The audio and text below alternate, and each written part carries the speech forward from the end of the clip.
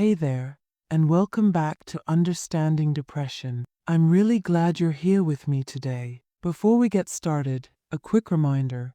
If you find this podcast helpful, please take a moment to like, comment, subscribe, and share it with someone who might need this message. Your support truly helps us reach more people who may be silently struggling. Today, we're going to talk about something that affects millions of people around the world, but often gets brushed off as just the winter blues. Our topic is seasonal depression, or more formally, Seasonal Affective Disorder, SAD for short. And trust me, despite the unfortunate acronym, this condition is anything but minor. You know those days when you wake up and it's still dark?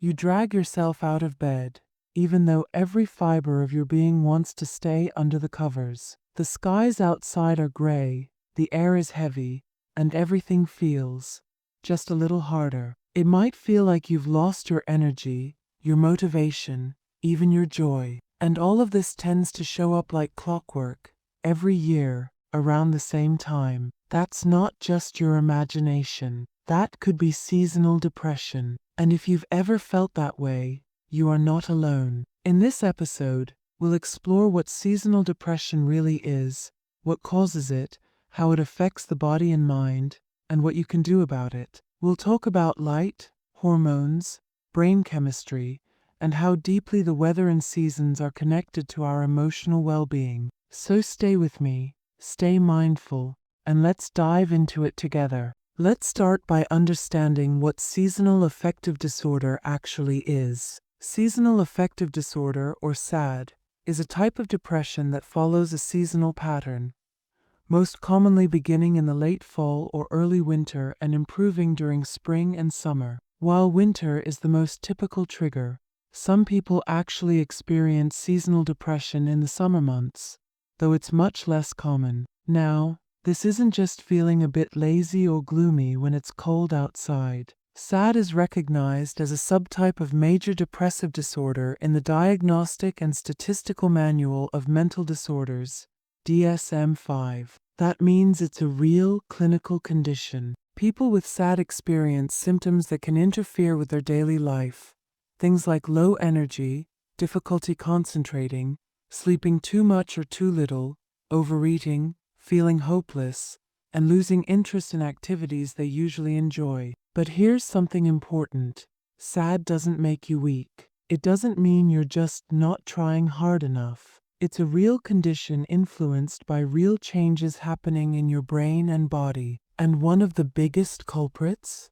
Light, or more precisely, the lack of it. Sunlight plays a huge role in regulating our internal biological clock, also known as the circadian rhythm. This clock influences when we feel awake, when we feel sleepy, when we feel hungry, and even when we feel happy. So when the days get shorter and we're exposed to less natural light, that rhythm can get thrown off. It's like our brains lose their usual roadmap for the day. Melatonin, the hormone that helps us sleep, can increase because of the darkness, making us feel drowsy or sluggish during the day. At the same time, serotonin, one of the brain's feel-good chemicals, can decrease, which contributes to symptoms of depression. So if you're wondering why winter seems to take a heavier toll on your mood and energy, this might be why. And it's not just about the weather being cold or dreary, it's about how our bodies respond to those environmental changes on a chemical level.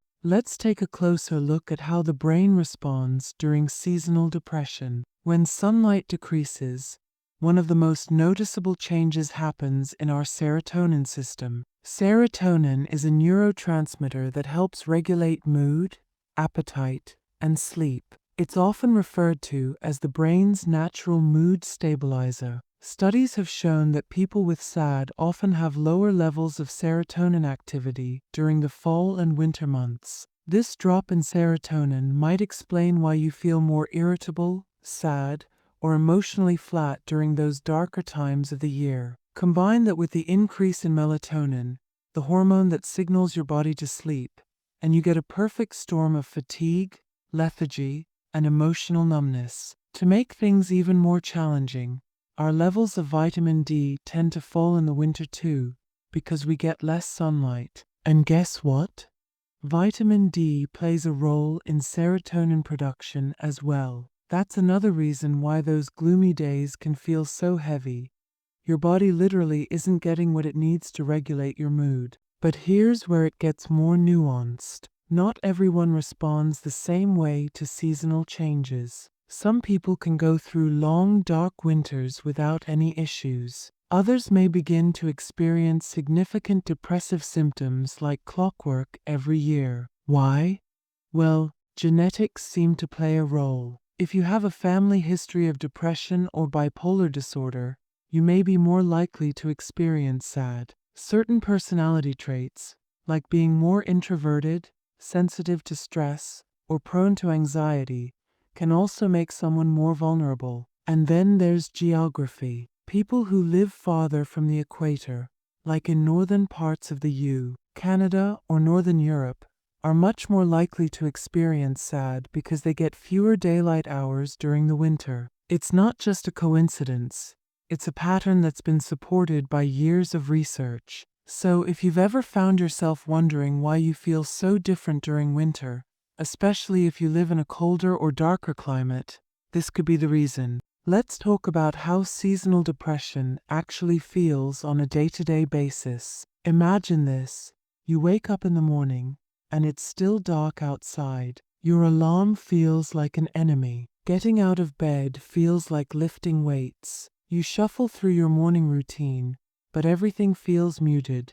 Colors, sounds, even your own thoughts. You might crave carbs or sugary foods, not because you're hungry, but because your body is trying to find some kind of quick emotional boost. You cancel plans, not out of laziness, but because even the idea of socializing feels exhausting. You stop doing things you used to enjoy, not because you don't care, but because it's like you've lost access to the joy you know you should feel. This is what many people living with SAD experience every year. I want to share a fictional but realistic example to make this more relatable. Let's meet Alex, a high school teacher who lives in Chicago. Every October, Alex starts to feel a familiar heaviness creeping in. He brushes it off at first.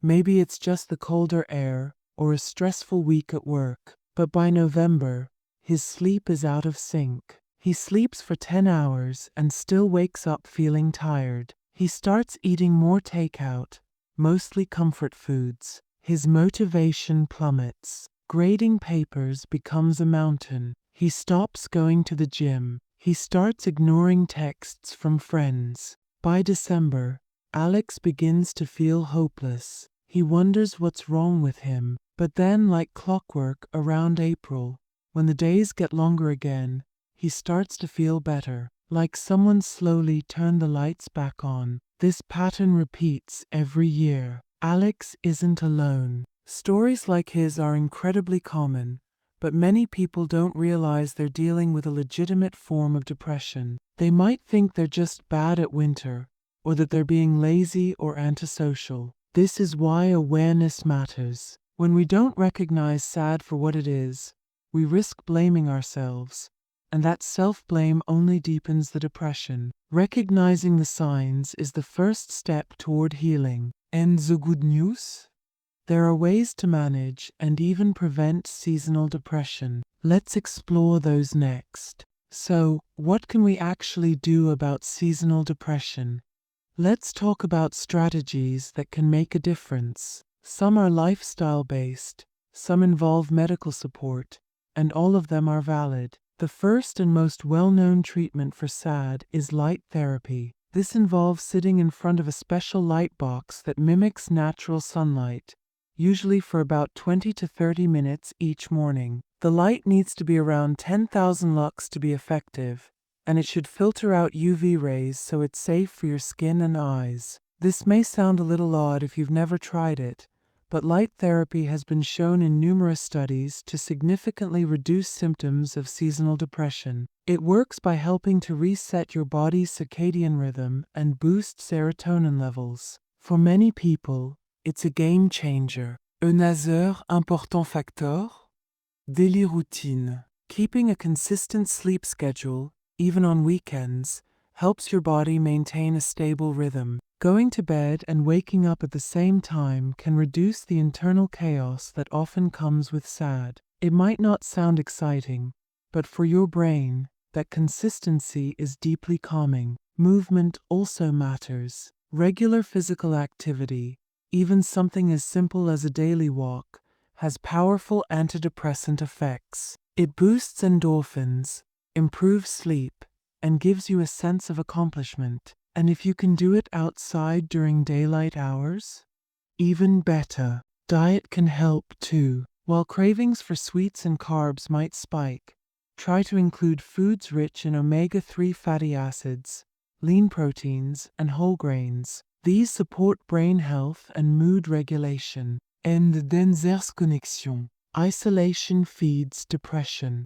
Even small interactions, a phone call, a shared meal, a short walk with a friend, can remind you that you're not alone. But for some people, these strategies might not be enough. And that's okay. That's when it might be time to consider therapy or medication. Cognitive behavioral therapy, CBT, especially a version called CBT-SAD, has been found to be highly effective. It helps people recognize and reframe negative thought patterns that often arise during the darker months. And in some cases, antidepressant medications, particularly SSRIs, are prescribed to help balance serotonin levels during the most difficult times of the year. There is no shame in needing medication. Depression is not a willpower issue, it's a health issue. And just like someone with asthma might use an inhaler, someone with SAD might need medical support to restore balance. Now that we've talked about treatment, let's dive into something just as important: prevention and early awareness. One of the most empowering things you can do if you're prone to seasonal depression is to prepare ahead of time. Don't wait until the symptoms hit you full force. Start planning before the season changes. If you already know that November tends to be the tipping point for you, try setting up your light box in October. Adjust your routine, prioritize outdoor walks, check in with a therapist, or refill any needed prescriptions before symptoms begin. Think of it like prepping for winter, not just with warm clothes and hot drinks, but with tools for your mental health. And if you're not sure yet whether what you experience is seasonal depression or something else, try keeping a mood journal for a year. Just a simple log of how you're feeling each day, along with notes about the weather, sunlight, and activities. Over time, you might start to see a pattern, and with that pattern comes insight and options. It's also helpful to educate the people around you. Sometimes, when you're in the depths of seasonal depression, it's hard to advocate for yourself. So if you have close friends or family members you trust, talk to them about what SAD looks like for you before the symptoms show up. You could say something like, "Hey, I usually feel pretty down in the winter. If you notice me withdrawing or getting really quiet, would you be willing to check in on me?" This simple step can build a safety net that reminds you you don't have to go through this alone. And that leads us to one more powerful truth.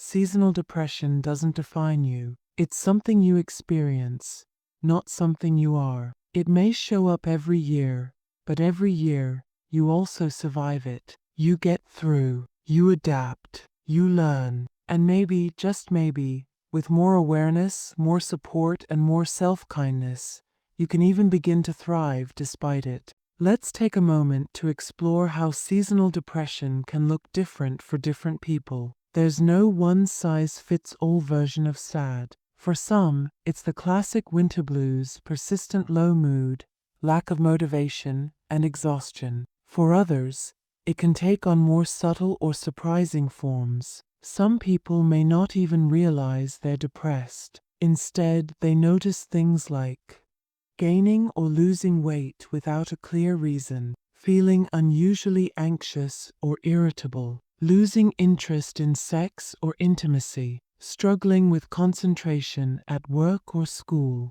feeling disconnected from others, even if they're not physically alone. And remember, Summer sad also exists. It's rare, but it's real. People with this form of sad may feel agitated, restless, and have trouble sleeping. Instead of gaining weight, they might lose it. Instead of wanting to hibernate, they feel overstimulated and overwhelmed by heat, crowds, or noise. The emotional distress is just as real, even if the triggers are different. This diversity in how sad presents makes it even more important to listen to your body and your mind without judgment. Just because your experience doesn't match someone else's doesn't mean it's less valid. Let's also acknowledge how cultural expectations can affect how people respond to seasonal depression. In some communities, struggling with your mental health might still be seen as weakness or something to hide.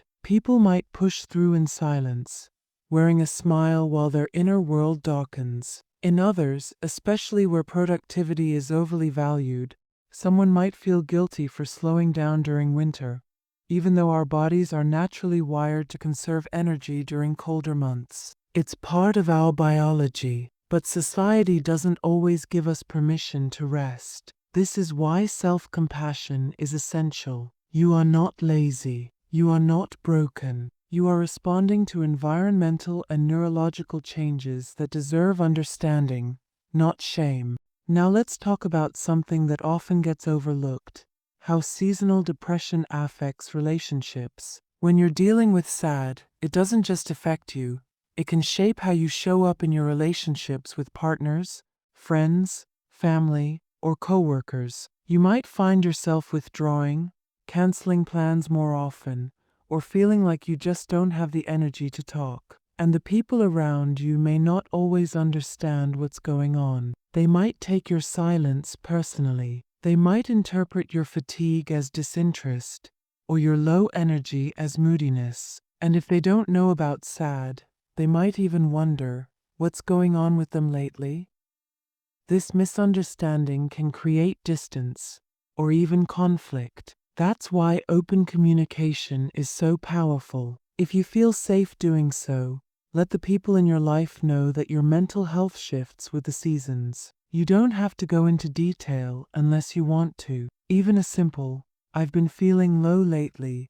Seasonal depression hits me hard this time of year," can be enough to open a door. And for those supporting someone with sad, your patience and presence mean more than you know. You don't have to fix it. You don't need the perfect words. Just being there, offering warmth, flexibility, and small gestures of care can help someone feel less alone. A message like "no pressure to reply, I just wanted to check in and say I'm thinking of you" can be a lifeline. There's also a real strength in asking for what you need. Maybe it's help with chores, or more quiet time. Maybe it's setting boundaries with holiday obligations that feel overwhelming. Sad often peaks during the very time of year when social expectations are highest. It's okay to say no. It's okay to protect your peace. Healing doesn't happen in isolation. And even though sad can make you feel like you want to disappear,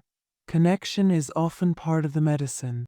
Let's shift gears for a moment and talk about hope. Because even though seasonal depression can feel overwhelming, especially when it returns year after year, it can get better. The more we understand it, the more tools we gather, the more we talk about it openly, the more we break its grip. Sad doesn't mean you're doomed to suffer through every winter. It means you have a specific pattern your mind and body follow, and once you recognize that pattern, you can begin to respond differently. You can build your own winter wellness toolkit, a combination of routines, rituals, supports, and boundaries designed to hold you through the hard months. Your toolkit might include a light therapy routine, every morning daily walks, even if they're short, warm, grounding meals that nourish your body, scheduled check-ins with a therapist, cozy nights with books, music, or movies that lift your spirits, a bad day plan that reminds you of what helps when things feel heavy, a small circle of people who get it, and who don't need you to pretend. Some people even write themselves a letter in summer, a reminder from their brighter self to their future winter self. Something like, "Hey, Innosings leidfad. But you've been through this before. You're not broken. You're doing your best. This will pass. I believe in you. There's something powerful in remembering that depression doesn't erase who you are. It just clouds it temporarily. And every spring that follows winter reminds us of this deeper truth. Even in the coldest, darkest seasons, life still stirs beneath the surface. Healing is still happening, even when it's slow. And joy can still return, even after months of gray. You are not alone. Not now. Not ever. As we wrap up today's episode, I want to leave you with this. Seasonal depression is real. It's more than just disliking cold weather or feeling a bit down on cloudy days. It's a mental health condition that affects millions of people around the world, quietly, deeply, and often without recognition. But it is also manageable. With awareness, support, and compassion, you can navigate the darker months and still protect your well-being. So if you're someone who feels yourself slipping as the seasons change, please know you're not weak. You're not imagining it, and you're definitely not alone. And if you're someone who knows and loves someone who struggles in the winter, your empathy, your patience, your small acts of understanding matter more than you may ever realize. The more we talk about things like sad, the more we normalize them, the more we bring them into the light, the less power they hold in the dark. If today's episode resonated with you, I invite you to keep exploring, keep learning, and above all, keep showing up for yourself and for others. And hey, don't forget to take care of your summer self too, because how you care for yourself in the brighter months lays the foundation for resilience when the skies turn gray again. Before we go, I want to say thank you for listening, for being curious, and for being part of this growing conversation about mental health. Your presence matters here. If this episode helped you in any way, please consider liking the video, leaving a comment to share your thoughts or experiences, subscribing to the channel, and sharing this episode with someone who might need it. Together, we can build a world where no one feels like they have to go through it alone, even in the longest winter. Until next time, stay kind to your mind, and keep the warmth alive inside you.